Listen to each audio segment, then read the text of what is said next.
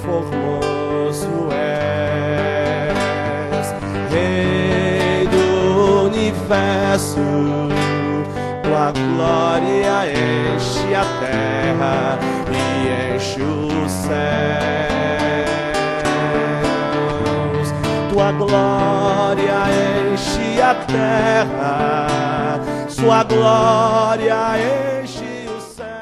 Do professor Paul Freston, ele pediu que lesse um pronunciamento a respeito dos últimos segundos que tivemos aqui um embate entre um poeta e um sociólogo, e aí então ele pediu para ler um pronunciamento apenas tentando ajudar a esclarecer as questões.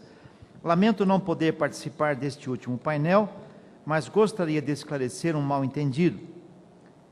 Ontem falei que é possível que a curva evangélica caia rapidamente, o tanto quanto subiu. Quero frisar que não estou falando do que vai inevitavelmente acontecer, e muito menos do que eu desejo que aconteça. Estou falando apenas que poderá acontecer. Eu estou enfatizando as palavras que ele pediu para enfatizar. E, de fato, já acontecia em outros países, em outros momentos históricos. Acho importante a gente perceber essa possibilidade. Falo estas coisas não por prazer, mas porque acho que quem avisa amigo é. Foi bem brasileiro, né? Mas é possível construir outra história. Mas para isto não vai bastar o nosso desejo. Precisamos que o Espírito Santo atue em nós, ajudando-nos a aprender as lições da história. Que Deus tenha misericórdia de nós, nos dê a mistura necessária de fervor e de humildade. Creio que ele explica bem o que ele gostaria de explicar. Ok?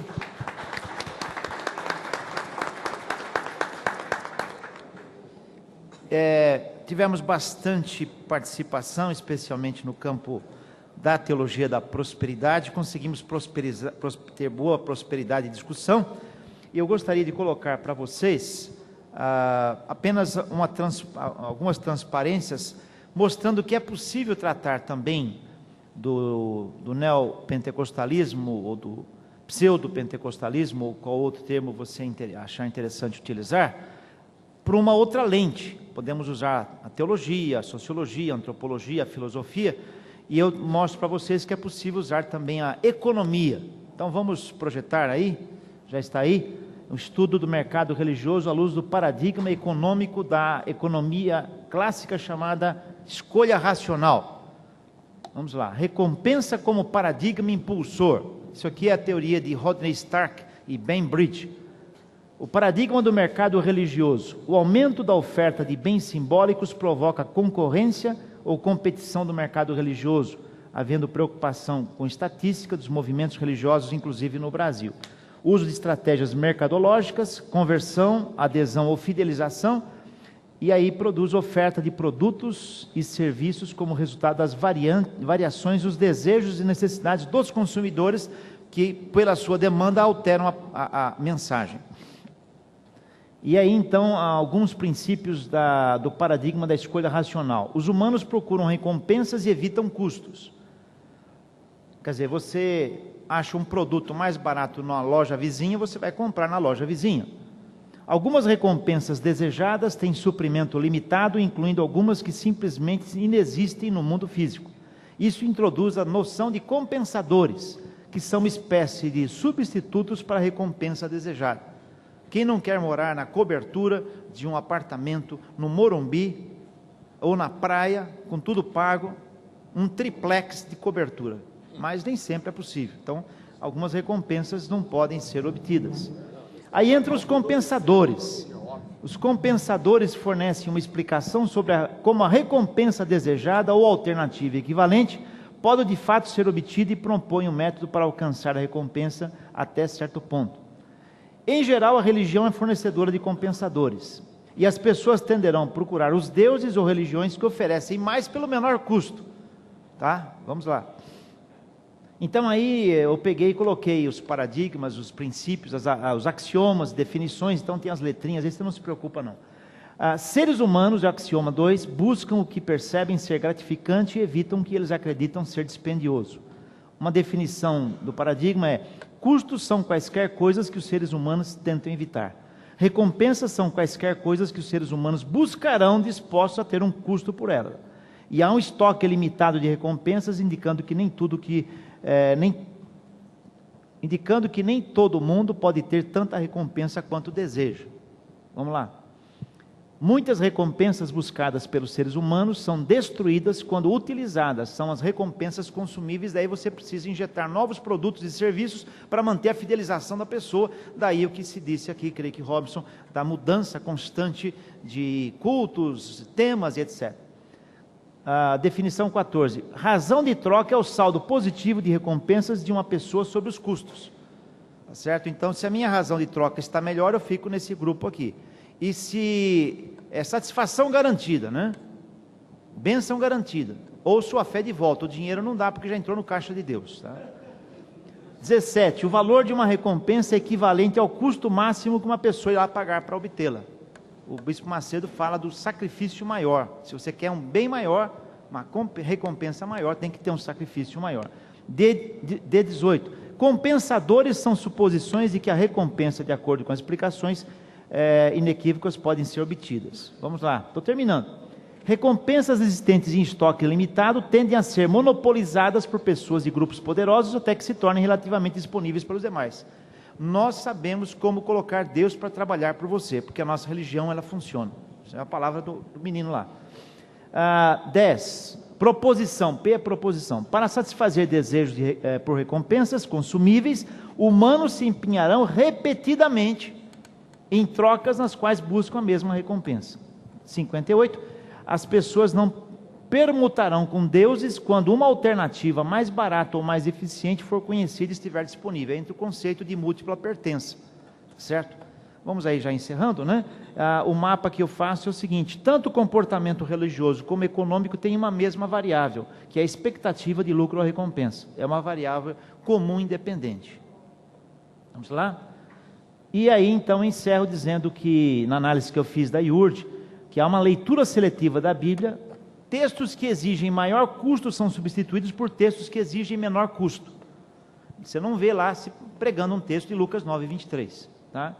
Escolha por símbolos religiosos que possam ser transformados em produtos, e o caminho do Sinai, Vale do Sal, etc., que podem ser produtos, que podem ser comercializados. Ok? Só para mostrar para vocês que é possível, por uma ótica também diferente da economia, analisar esse fenômeno. E é um assunto que dá muito pano para manga, sem dúvida nenhuma. Muradas, uma pergunta para você que já chegou aqui. Eu estou queimando as perguntas que vocês apresentaram ontem, para já irmos às de hoje. Temos uma invasão de música, entre aspas, gospel nas igrejas, mas louvores são poucos. Como evitar o profano e obter, entre aspas, o perfeito louvor? Ok, mas antes eu tenho direito de réplica, tréplica e tudo mais, né? Primeira coisa, eu já quero... você aqui, ó. Tá bom, já quero dizer que essa cadeira aqui eu não guardei pro anjo. Tá aqui, fiquem tranquilos que alguém vai formular essa teoria, que eu deixei aqui. Segundo, eu gostei muito da resposta do Paul. Eu achei, do Posso Fresno. mandar um recado para ele que você perdoou ele? Poxa, não, eu ontem passei 2 vezes por ele, abracei ele, conversei com ele e falei, tudo bem, irmão, tudo bem? Né? Achando que pudesse ter ofendido de maneira alguma. Não, mas não foi ofensa não, ele não disse que era ofensa não, apenas ele queria deixar claro esse mas assunto. a gente riu do processo, então fiquem tranquilos. Na verdade, eu só gostaria, e falei com ele e comentei que eu gostaria que a gente sempre mostrasse o outro lado também. Ou seja, um lado um pouco positivista da coisa, porque na verdade a gente sabe que se o povo orar e me buscar, a coisa pode mudar. Muita gente às vezes está torcendo para os Estados Unidos ser regido por um negro, porque quer ver ele afundar. É a cabeça de algumas pessoas. Não é isso. Não, eu quero ver eles agora, aqueles imperialistas dominados por um negro, e eles agora a economia deles afundando e eles vão acabar. É sempre assim que pensam dos impérios, querem que ele rua e tudo mais. Mas de repente ele pode, agora que está tão longe do Evangelho, voltar para o Evangelho e ir muito mais alto do que já foi, como qualquer outro lugar, né? Amém? Amém. Bom, já botei outra polêmica. Esse vai para o 7º congresso. E sobre a música gospel, a pergunta é o seguinte: eu creio que os compositores estão equivocados numa coisa. Existe música que é música de testemunho, existe música que é para ensinar, como já perceberam que a minha música é uma música muito de ensino. Existe música para adorar, existe música para relacionamento entre as pessoas, existe música de adoração, contemplação e exaltação, que é aquela que nós falamos diretamente a Deus. Infelizmente, a maioria dos nossos compositores hoje estão trabalhando muito no campo da emoção, fazendo músicas de relacionamento. Muitos estão querendo mais que as pessoas chorem do que se relacionem com Deus. E por isso nós estamos com esse tanto de música que está meio atirando para muito lado, mas extremamente humanistas, antropológicos, só pensando no homem e tudo mais. Então eu acho que o erro talvez esteja nos compositores, ele se soma com aqueles que estão distribuindo esse tipo de mercadoria que quer ser. Você já está buscando. Então, eu acho que nós estamos sem um rumo certo. E uma coisa que eu digo sempre: a teologia da nossa igreja não é a teologia da música que cantamos. Constantemente se canta na igreja assim: dê e de volta você terá, medida sacudida, dê e de volta. E o povo canta 15 minutos isso. Aí chega o pastor: gente, vamos tirar a oferta. Oferta não é um negócio com Deus, não vamos ficar nessa de dê e de volta você terá. A música que se canta não é a teologia da igreja. Aí não tem jeito, né? Vai ficar sempre batendo cabeça dentro. Então você acha que os músicos estão atilando para todo lugar? Isso aí. Exatamente. Muito bem, mais algum colega quer dar uma palavra nessa parte? Ok. Bispo Robson, uma pergunta ao irmão. Dois colegas fizeram, né? Perguntas na mesma direção. Este fenômeno de redomesticalização da igreja com as células e pequenos grupos pode ser uma resposta adequada à ameaça do individualismo e privatização da pós-modernidade? É uma opção para aproximarmos o querigma da coinonia? E mais ou menos nesta linha, temos atualmente, mesmo denominacionalmente, existe uma igreja marginal que começa a se reunir em pequenos grupos. Se está tratando de igreja evangélica brasileira. Por que não foi tratado esse assunto, mas vai mais ou menos nessa mesma linha de pequenos grupos, que são, como muitos diriam, uma igreja marginal. Bom dia, irmãos e irmãs. Mais uma vez, externando minha gratidão por estar aqui e já me desculpando por sair um pouco mais cedo, já que eu estou morando a 3.000 quilômetros do congresso e espero chegar em casa até 10h30 da noite. E também gostaria preliminarmente de estimular todos os irmãos a que orem e conduzam suas igrejas a orar pelas eleições de domingo, para que Deus dê discernimento aos eleitores. Nesse momento não adianta muito orar pela ética dos candidatos, mas pelo discernimento aos eleitores. E eu creio que a maioria das igrejas são pequenas igrejas, onde a comunidade de fé se vive de forma tradicional. Por outro lado, você tem hoje o fenômeno das mega igrejas, que, por um lado, tem uma dimensão totêmica, que responde à necessidade do homem atomizado das grandes cidades, está ligada a uma tribo forte. É uma referência a uma tribo forte, há um senso de pertença, e também, de certa forma, você reforça até a sua atomização no grande grupo, cuja solução, então, a partir das mega igrejas, foi a criação de pequenas células, que termina reproduzindo o princípio pietista do Ecclesia Ecclesiola. São igrejas dentro da igreja, porque você só conhece o pessoal da sua célula.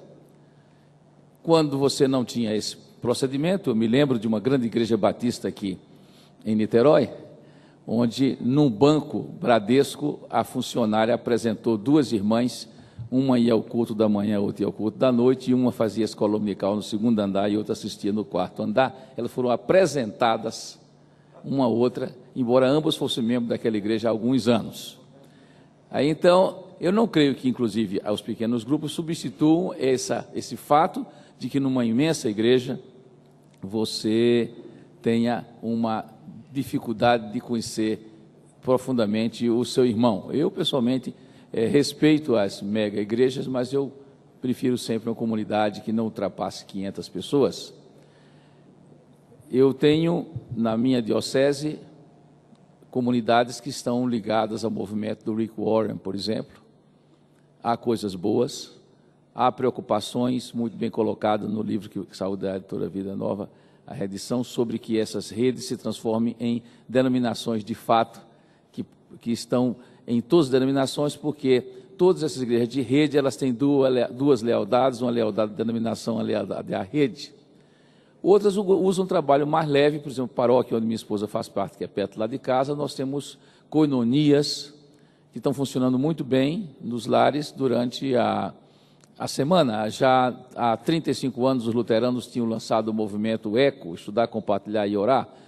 Então, eu creio que é importante, diante de que você vive a atomização da grande cidade e a atomização da grande igreja, que haja uma compensação. Agora, não pode haver uma coisa imperial. Por exemplo, nessa igreja, quem não participar de uma célula não ocupa cargo, porque, afinal de contas, a célula é um instrumento, mas não é uma marca denominacional, nem é uma decisão denominacional que torne compulsória a sua pertença a um grupo menor. Por outro lado, em relação às pequenas igrejas, grandes negócios ou pequenos negócios, nós não nos sentimos muito confortáveis com a proliferação de pequenas igrejas que se tornam, às vezes, isolacionistas, mecanismo de proteção, e há uma perda tanto de densidade histórica, densidade de pertença e senso de participação. Finalizo dizendo que, em relação ao futuro da igreja no Brasil, eu creio que o crescimento ou não crescimento, claro que depende do Espírito Santo, mas depende da opção teológica também. Se a igreja optar pelo fundamentalismo, nós vamos ter uma série de grupos fechados. Se ela optar pelo liberalismo, fatalmente ela irá declinar. Então, eu continuo crendo que, se ela opta por um evangelicalismo moderado, amplo, fiel à palavra e dialogal com o mundo e aberto à contribuição das ciências humanas, mas tendo como centro a mensagem da cruz e a autoridade da palavra, ela irá crescer. A igreja do Brasil, o futuro está na teologia que ela optar. Ok, mais algum colega quer dar uma palavra? Se contribui essa informação, tem uma experiência da igreja Jesus Cristo é o Caminho, em Vinhedo, em que a liderança geral da denominação diz o seguinte: igreja não passa de 200 membros. Quando ela passa de 200, eles abrem outra. E vão abrindo. Tem várias mais de 200 igrejas... vira comício, né? Exatamente. Então, as igrejas só têm 200 membros no máximo. Dá para o pastor pastorear, dá para as pessoas se conhecerem, dá para ter em muitos lugares diferentes e alcançar vários recursos. A experiência histórica que eu queria registrar é o seguinte: no governo Franco, ditador da Espanha, foi baixado um decreto que as igrejas evangélicas só podiam ter 50 membros. Com 50 membros você tinha que subdividir. Foi a época que mais cresceu. Deus usa as coisas loucas do mundo, inclusive os ditadores. Cada 50 virava 2. Quando veio a democracia, todo mundo ficou em 50. Estou lembrando aqui do livro do Jacques Ellul, A Cidade, quando ele vai discutir que, no fundo, não era plano de Deus ter grandes cidades e megalópolis, né? Estou pensando também, aplicando-se isso na própria igreja local. Só para estimular vocês um pouquinho mais aí a querer talvez discutir esse assunto, que é importante, creio que para a prática. Você hoje falou sobre isso, Lourenço. Há hoje um cansaço da grande cidade, uma estagnação das grandes cidades e uma procura, uma volta para as cidades de porte médio e menores, no mundo inteiro. É um retorno às cidades de entorno às grandes cidades. E com isso facilita, inclusive, a entrada da igreja na comunidade, onde ela vai ter a resposta com a conversão das pessoas. Eu falo da minha prática como jornalista. Eu trabalho no 28º estado do Brasil, que é a Flórida, né? Então, lá, aliás, já existe um projeto para isso. Né? Já existe um projeto. Fica no Golfo do México, é isso? É, no Golfo do México. Então, na verdade, a gente consegue trabalhar com a comunidade muito mais fácil, sendo jornalista, porque eu participo dos eventos seculares e tudo mais. Inclusive, eu recomendo aos pastores sempre lá, abram os nossos jornais, vejam o que está acontecendo, participam das festas, participam dos eventos. As igrejas são muitas igrejas pequenininhas e você consegue localizar os brasileiros e trazê-los para a igreja, porque você vai aonde ele está. E igrejas pequenas, de cidades pequenas, de grupos pequenos, que são, na verdade, a volta das tribos, né? Nós chegamos até as grandes cidades e agora estamos voltando às tribos. Isso é uma tendência, inclusive no jornalismo. A gente agora não faz mais notícia para o mundo todo. O povo está interessado no que está acontecendo na rua de cima, o que está acontecendo com o vizinho dele. Ele quer ver o vizinho dele na televisão, ele quer se ver no jornal e tudo mais. Então é mais fácil para a gente evangelizar essas pessoas nesse grupinho pequeno, que não exagera, né? Vamos lá, Jorge Pinheiro. Não, eu só queria lembrar uma coisa. O crescimento do Evangelho nos últimos 50 anos se deu em cima da urbanização. Ou seja, nós podemos até vislumbrar uma possibilidade nova, mas o que aconteceu nesses 50 anos está intimamente ligado à urbanização. As massas que saíram do campo chegavam nas periferias, e foram essas massas que, digamos assim, foram alcançadas pelo Evangelho. Isso é muito importante para entender. Ou seja, se estamos vislumbrando novos fenômenos aí, a gente tem, inclusive, ter cuidado, porque o fruto do crescimento do Evangelho no Brasil, nós não podemos desligar desse fenômeno importantíssimo que foi a urbanização. Um exemplo de que se pode crescer em cidade, não grande cidade, é o fato de que as duas cidades que têm maior percentagem de evangélico no Brasil, no seu porte, que é Anápolis e Londrina, não são megalópolis, são cidades de porte médio. Então, o que está crescendo mais no mundo são cidades de porte médio, e as populações que estão voltando para ela não são mesmo as pessoas que saíram do campo. Já é a segunda, terceira geração que já perdeu as raízes com o controle social anterior. Ok, vamos avançar. Aproveitando que Robson está aqui ainda conosco, nós temos 3 colocações, uma e depois 2 que são semelhantes. Como entender as palavras de Jesus? O reino de Deus está dentro de nós. E nesse caminho também, Robson, 2 perguntas são quase semelhantes aqui. Você disse que a luta de anjo é de anjo com anjo, ser humano luta com ser humano. Como fica Efésios 6,12, onde diz que a nossa luta não é contra a carne e nem contra o sangue, mas contra as hostes celestiais, nas regiões celestiais, que aí daria a ideia de uma luta de humanos com anjos. O reino está dentro de nós, porque o Espírito Santo que em nós habita, do qual nós somos templo, nos leva a nos submeter ao senhorio de Cristo. Então ele está no centro da nossa vida e ele está no centro da igreja. Então o reino está no centro de nós. Em relação à afirmativa bíblica, é claro que é uma afirmativa maior, ou seja, está chamando a atenção de que os nossos conflitos não se esgotam no cotidiano ou no imediato, que há uma luta cósmica.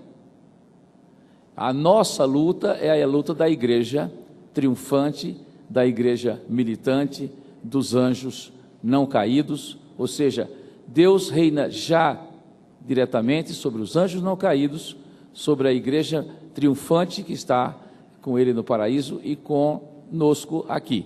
Então todo esse conjunto forma o nós, e não quer dizer que nós, humanos, tenhamos que tomar conta desse departamento. Essa é uma afirmativa cósmica, uma afirmativa espiritual ampla, e não uma divisão social de tarefas. Continuo afirmando que se nós cuidarmos dos anjos caídos, nós vamos deixar os homens degenerados livres, e estamos deixando, e vamos, lamentavelmente, deixar os anjos bons ociosos. Ok. Mais uma pergunta agora.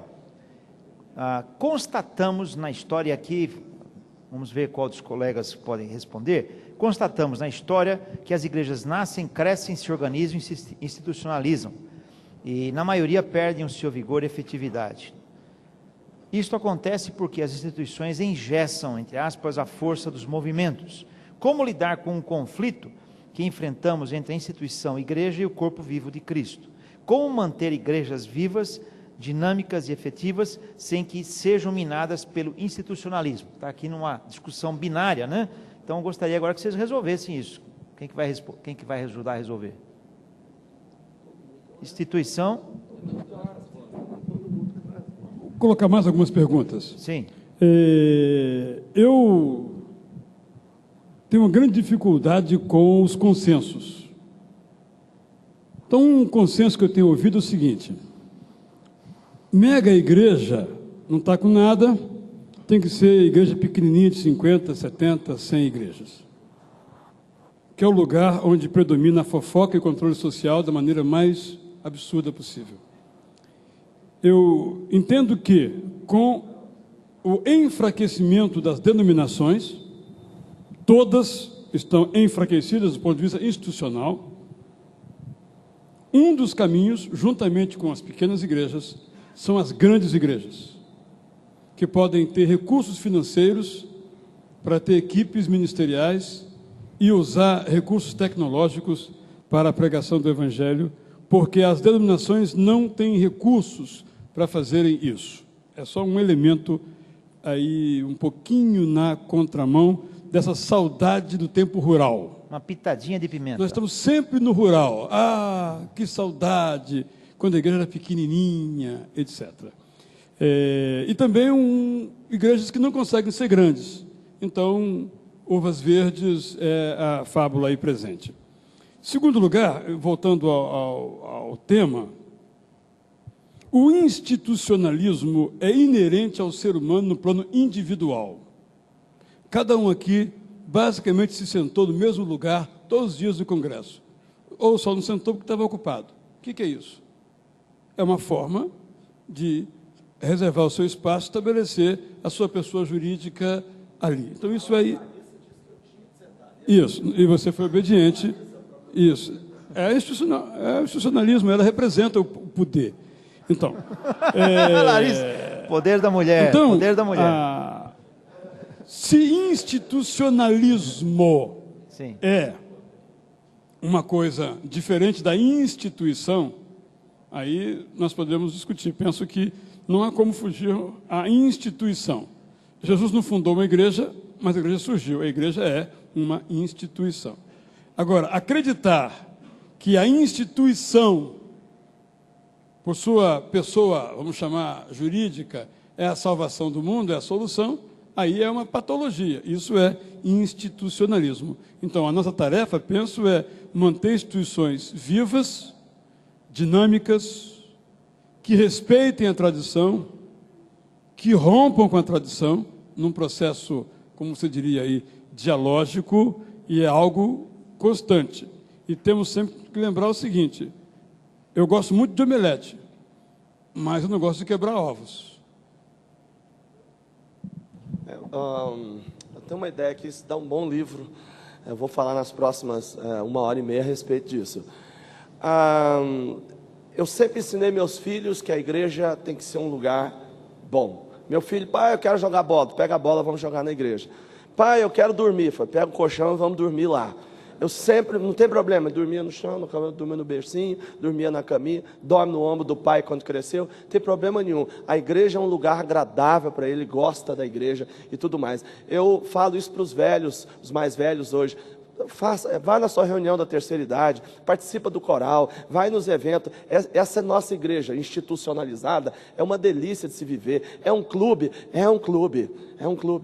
Um clube maravilhoso. Eu falo, e sabe o que aconteceu? Eu fui levando meus filhos para o clube, chamado igreja, esse tempo todo, e um dia eles foram alcançados pela palavra e tudo mais, e hoje são cristãos autênticos, estão vivendo o evangelho e tudo mais, gostando da instituição, que é gostosa de se viver. O problema é que a gente, que é pastor, teólogo, muitas vezes a gente está preocupado se o irmão está bem aqui, se os outros estão bem, se está todo mundo. Será que nós gostaríamos que todo mundo estivesse no primeiro amor todos os dias que a gente vai na igreja?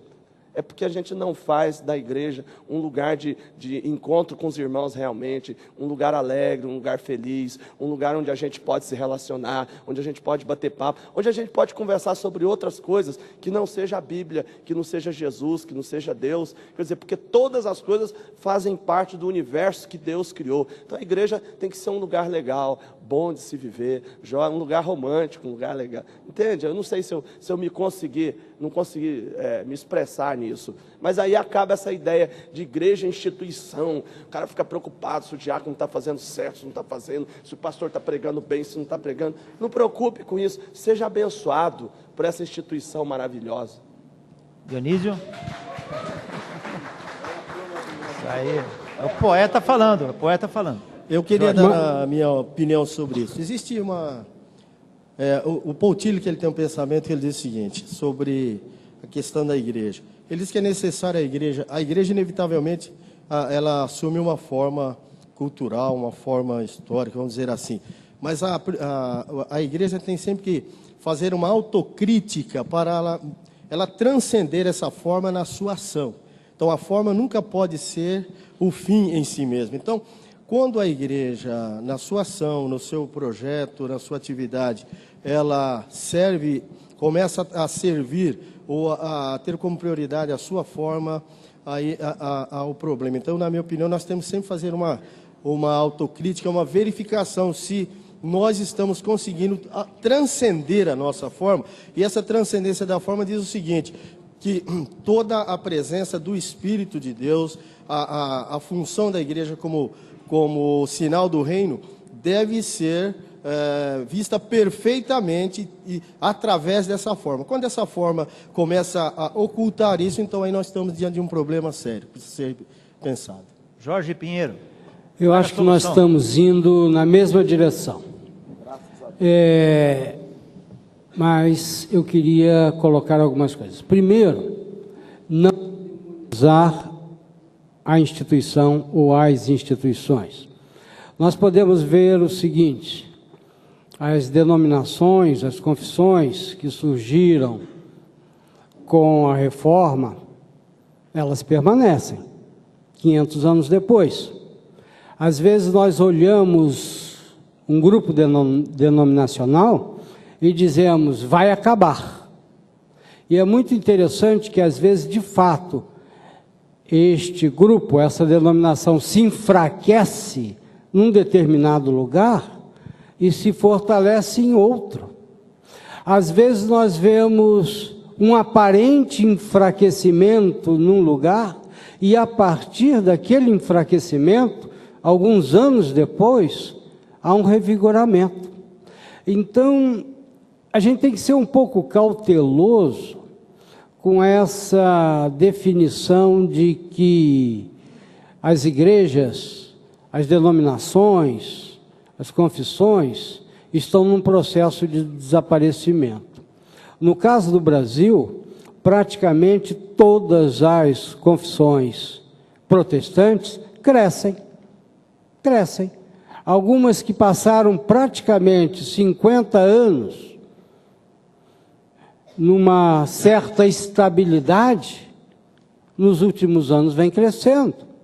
Agora, uma coisa que nós devemos levar em conta é que devemos olhar o mundo para apresentar o Evangelho de tal maneira que as pessoas entendam.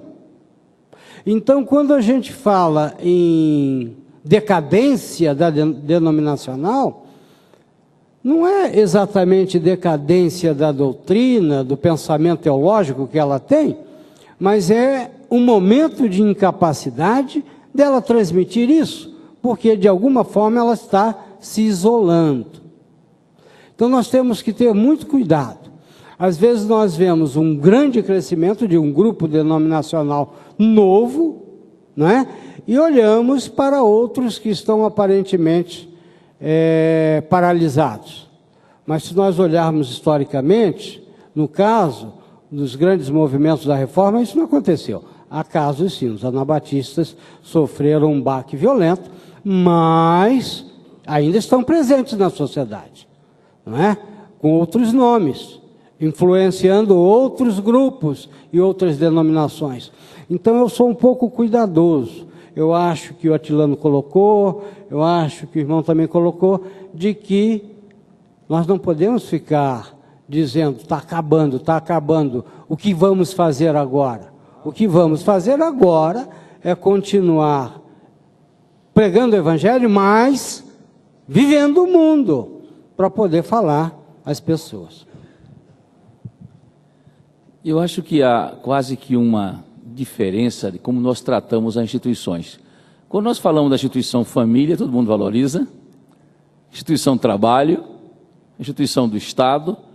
Então esse dualismo platônico só existe em relação à igreja, marcada, creio eu, por um lado, por uma tradição anabatista, segunda variável, o individualismo moderno, terceira variável, a síndrome de Coré, que marca a igreja hoje, que é a revolta contra a autoridade e o desejo de criar seu próprio negócio, e então se ver negativamente a instituição. A instituição, ela é parte do mandato cultural que recebemos de Deus, ela é necessária, ela é inevitável e ela é positiva. Agora, nós temos que sempre dosar a instituição no seu sentido formal, no seu sentido material, de conteúdo, de dinamicidade, de relações. E essa instituição, como igreja, ela como deve estar sempre se renovando em relação ao tradicionalismo de usos, costumes e métodos, mas deverá guardar a tradição com T maiúsculo, que é o sagrado depósito da fé apostólica, que é o consenso que os fiéis construíram durante 2000 anos e que nós não levamos em conta. Quando a igreja define o cânon bíblico, quando a igreja define os sacramentos, a doutrina e a sua forma de governo nos primeiros séculos, essa institucionalização foi obra do Espírito Santo. Então nós temos que ter muito cuidado de combater essa onda anti-institucional que gera mais caos, mais revolta, mais rebelião, mais individualismo na Igreja de Jesus Cristo. Sobre essa questão do dualismo anabatista, eu creio que num futuro merece uma discussão entre reforma radical e reforma magisterial. Eu acho que às vezes uma frase rápida assim, ela é superficial. Não é somente superficial, nós estamos em campos diferentes. A reforma teve 3 famílias, né? E nós fomos a primeira reforma, luteranos e anglicanos, a segunda reforma dos calvinistas, a terceira dos anabatistas. E nós, que somos católicos reformados, que cremos que o protestante é o verdadeiro católico, nós temos um respeito à tradição, que é a crença que foi o Espírito Santo que construiu tudo aquilo que não contraria a palavra, enquanto nós cremos que a reforma radical, primeiro na sua expressão burguesa, depois na sua expressão proletária, foi uma ruptura infeliz com o que o Espírito Santo inspirou a igreja durante 1500 anos. Mas isso aí é um painel que a gente pode fazer no próximo congresso. Isso aí, no próximo teremos, já vai ser avisado a data do próximo, se preparem. Muito bem, nós vamos ter aqui 5 minutos para um ping-pong rápido aqui. Sempre entendi a ênfase das igrejas históricas na educação e as pentecostais na proclamação da mensagem do reino de Deus. Hoje o pastor Israel, portanto o Belo, disse algo diferente e preocupante. Os ortodoxos históricos continuam com a mensagem voltada para a didaquê e o querigma. Isso é proclamado pelos liberais? Eu não entendi. A pessoa disse que não entendeu. O que eu disse é o seguinte: os liberais, assim ditos, detesto essa palavra, acho que ela não diz nada, propõem, não pela evangelização, mas pela educação, pela ciência, pelo progresso, a construção do reino de Deus na terra. E aqueles que trabalham no plano querigmático, alguns deles de cepa mais hiperconservadora, creem a mesma coisa, só que o reino de Deus será implantado pela pregação. Ambos prescindem do rei, porque eles determinam o cronograma do estabelecimento do reino de Deus. Robson, uma pergunta aqui. Pastor Robson falou sobre o cisma como pecado. referendou sobre 3 fatos que não são. Estou lendo aqui literalmente. Gostaria que destacasse esses 3 pontos com exemplos definidos. Agora, isso em 3 minutos. Nós queremos, vamos resumir, afirmamos que a oração sacerdotal de Jesus coloca como alvo dele para a igreja a unidade e a verdade. E que quando nós negamos a verdade, nós cometemos o pecado da heresia, e quando nós provocamos a fragmentação, nós provocamos o pecado do cisma, e são graves pecados que a igreja comete. E que apenas justifica a saída de um grupo, ou às vezes até de uma pessoa de um contexto, as seguintes situações: se aquela instituição oficializa no papel ou na praxis o ensino contrário à palavra de Deus, heresia. Se aquela igreja promove imoralidade. Em terceiro lugar, se você for expulso injustamente. Então, nesses casos, você não estaria culpado do pecado de heresia, e não também, muito menos, pecando em relação ao cisma. Se você for expulso injustamente, e há N situações, eu tenho um amigo meu que foi expulso de uma igreja, porque ele estava como vendedor tomando um Guaraná champanhe antigo, na Antártica, num prostíbulo, porque ele entregava junto com o caminhão, macarrão, bolacha, era parte da sua profissão. Então passou, ele estava ali cansado, enquanto o pessoal descia o macarrão e a bolacha, ele tomava um Guaraná na frente daquele bar. E aí chegaram na igreja e disseram: o irmão fulano estava tomando cerveja na zona. E ele foi expulso por correspondência. Ele chegou em casa, recebeu a carta que estava excluído da igreja. Hoje seria por e-mail. Esse irmão pode ser acusado de pecado de cisma? Claro que não. Há um livro interessante que nessa linha, por incrível que pareça, muitos não gostam de ler o autor, mas há algumas coisas interessantes nele, Bispo Robson, que é o Atmani, a vida normal da igreja cristã. Ele destaca também alguns princípios que justificariam a divisão de uma igreja, que seguem a linha que o irmão está apresentando. Bom, nós estamos aqui correndo contra o tempo, né? Há muitas perguntas, mas vamos trabalhar aí. Tem aqui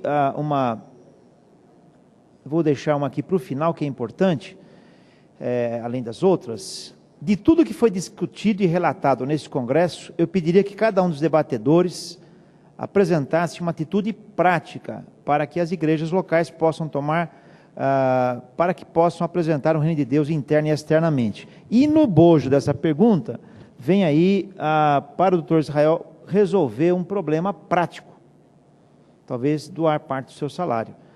Sou pastor, trabalho 8 horas, gasto 2 em ônibus e faço seminário, sou casado, pai. Como eu faço para seguir o seu conselho das 15 horas para o preparo da pregação? Você falou 15 horas? Se prega 3 vezes por semana, 3 dias por semana preparando mensagem. Mas eu quero e sou chamado para o ministério. Estou aqui, inclusive, utilizando as minhas férias. Bom, então, não vamos esquecer, essa provocação aqui foi com Israel, mas, de qualquer maneira, o Israel vai ter que resolver esse problema que você criou para o colega. Agora, a primeira pergunta, invista na educação. É algo prático, eu disse na minha última ponência. Quanto ao tempo que a gente tem, isso vamos brigar até morrer. Isto é, nós nunca podemos fazer tudo aquilo que nós temos que fazer no tempo que nós temos. Então, eu diria a esse meu companheiro o seguinte: o que você vive hoje está muito longe do ideal, mas persiga o ideal. Um dia você vai ter essas condições, mas enquanto você não tem, privilegie a pregação e durma um pouco menos.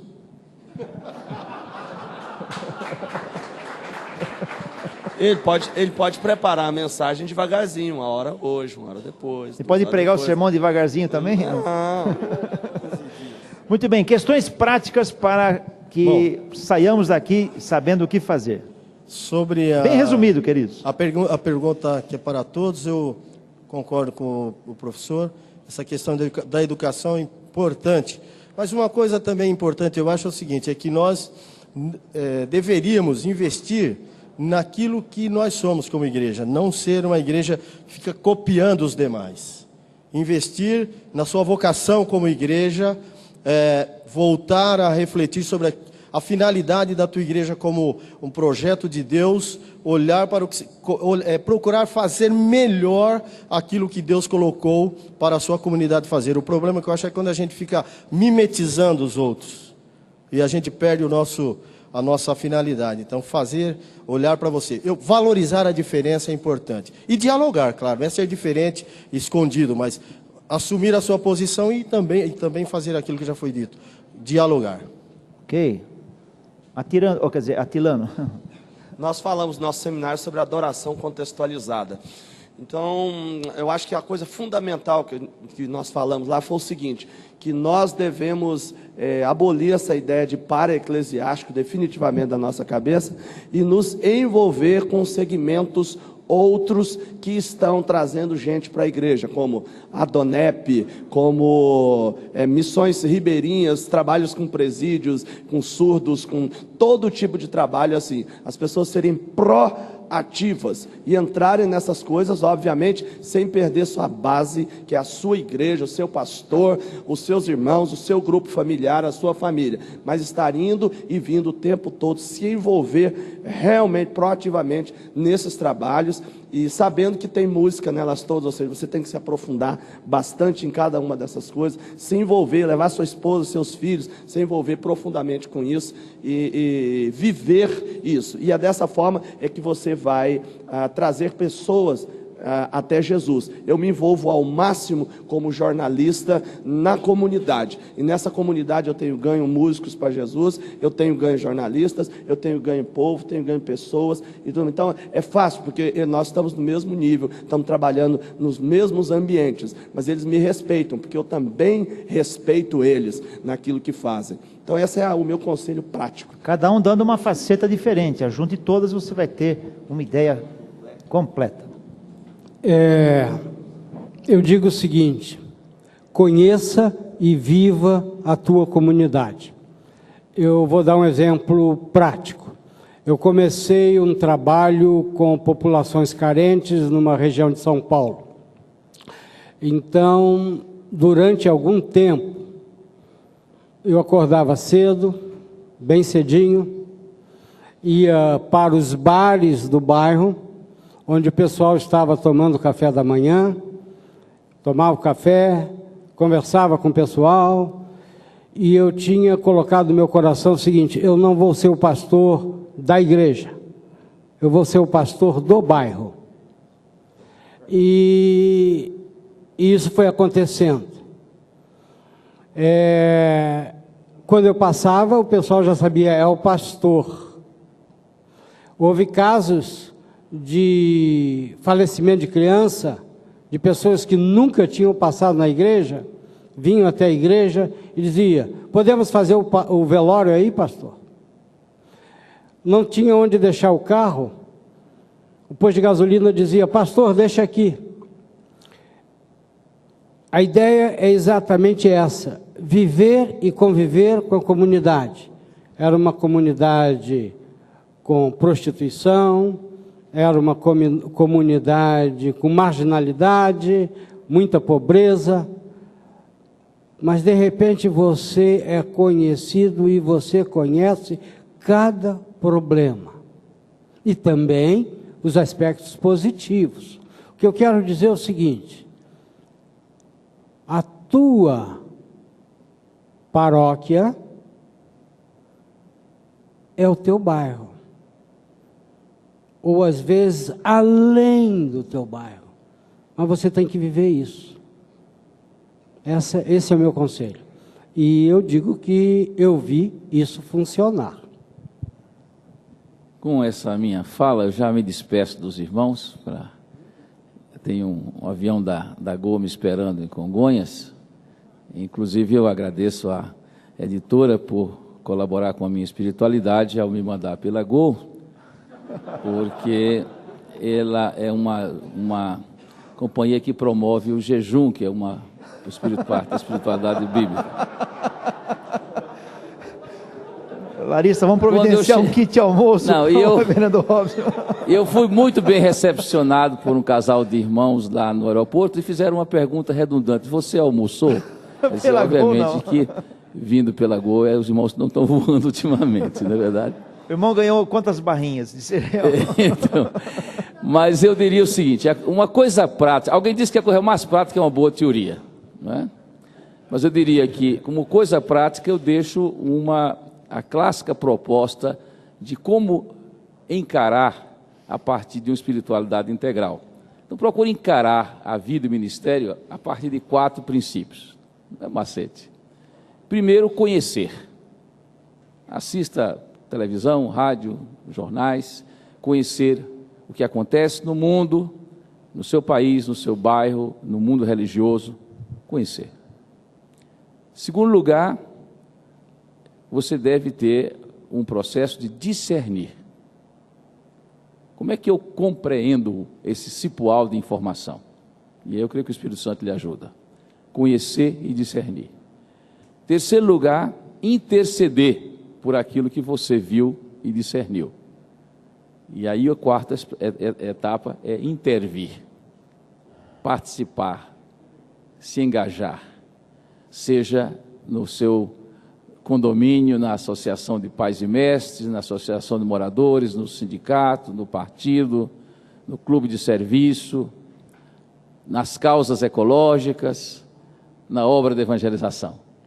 Então, conhecer, discernir, interceder e intervir. Que Deus abençoe a todos. Um abraço.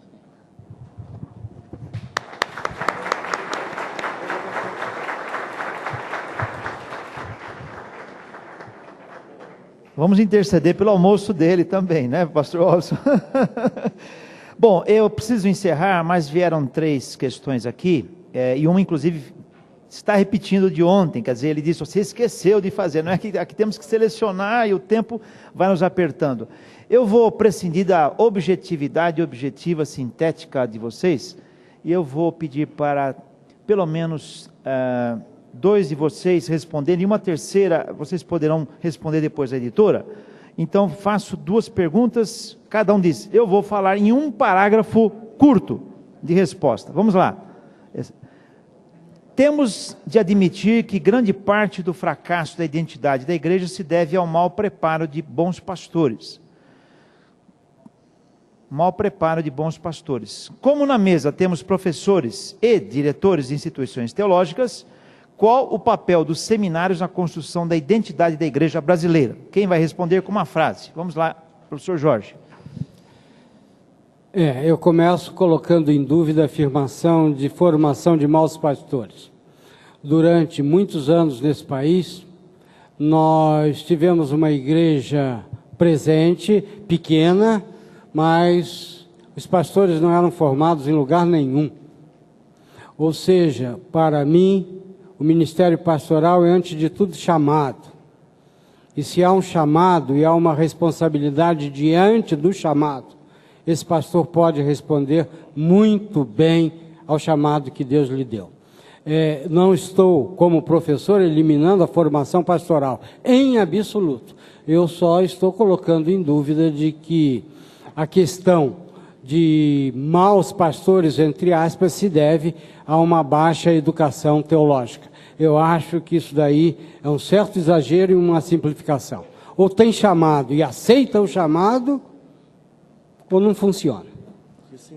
Muito bem, a outra pergunta é uma pergunta que já veio pela 2ª ou 3ª vez em termos de congresso, já veio essa pergunta em outros congressos. Mas é bom colocar para vocês verem como o assunto é complexo, e aí eu queria ver quem vai responder. Considerando a necessidade de uma identidade teológica brasileira e a desarticulação da EVB, há ainda a possibilidade de estabelecer um fórum que tenha representatividade teológica no Brasil? Representatividade talvez evangélica no Brasil? E aí, quem vai responder? Pelo silêncio você já sabe a resposta. Um dos nossos grandes problemas é que os evangélicos não têm mídia. A maior revista... Tem jornalista. Mas não tem meio, não tem média.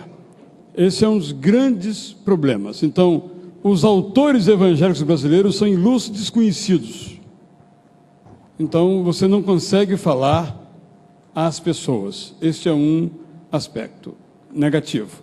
Também negativamente, o ministério pastoral, tanto de tempo integral quanto de tempo parcial, e eu sou de tempo parcial e acho que esse deve ser o melhor modelo, não o tempo integral, por incrível que vocês possam achar que eu pense isso, acaba sendo muito requisitor do pastor, ele não tem tempo de pensar as grandes coisas, e acaba sendo também um consumidor. Então nós precisamos, e esse fórum aqui é um fórum importante nesse sentido. Mas haveria um fórum em que haveria uma representação evangélica? Essa pergunta que me foi feita. Pois é, Lourenço. Que teria, olha, aqui nós representamos evangélicos e a nossa posição sobre a homofobia eu tenho a impressão que foi essa a pergunta que foi feita. Olha, Quem sabe o Atilano responde. Quem sabe, quem sabe. É o seguinte, eu acho que a nossa mídia ainda é uma mídia que idolatra pessoas. Os jornalistas ainda são formados com a mentalidade de idolatrar pessoas e tudo mais. Eu acho que até nem é bom que haja essa representatividade, porque imediatamente faríamos outro Caio Fábio, um ídolo. Caio Fábio, um cara espetacular, maravilhoso, mas fizeram dele um ídolo e não dele uma representação. E infelizmente, não pelo que deu, não deu, isso aí não tem nada a ver, né? Mas temos essa tendência de fazer ídolos. E quando você faz um ídolo, você acaba com todos os outros que também são tão bons quanto aquele. Então, às vezes, nem é bom que tenha isso, não. É bom que a gente tenha esse fórum que em São Paulo funciona bem, no Rio de Janeiro funciona bem, lá no Norte tem os seus representantes, e vamos deixar que as revistas, os jornais, as igrejas, naturalmente as comunidades, elejam aqueles que são os seus melhores, os seus representantes. Pela resposta dos colegas, quem fez a pergunta já deve ter entendido que se a Igreja Católica diz a posição da Igreja Católica a posição da Igreja Anglicana, o bispo estava aqui, e a posição dos demais evangélicos, E com deu mais ou tanta menos para igreja igual perceber nós que não temos existe hoje, uma posição definida. Isso foi muito discutido aqui no nosso meio. Ok, muito obrigado, vocês vão passar ali com a Larissa, ela vai pagar o cachê para vocês. Tá bom. Vamos dar uma salva de palmas para eles. Eu tenho uma ilustração para vocês, antes de fazer o fechamento, que nós já preparamos uma transparência, algumas transparências para vocês. Agora, a hora que eu tenho o microfone, eu posso falar o que eu quero, os preletores estão lá embaixo, amarrados, né? Então agora é a hora da vingança, Israel, viu? Mas eu queria ilustrar para vocês, eu queria fazer uma ilustração, que nós muitas vezes chegamos num congresso desse, mais ou menos assim, como um pacote vazio, né? O que será que vamos... Quão formoso és, Rei do universo, tua glória enche a terra e enche os céus. Tua glória enche a terra, sua glória enche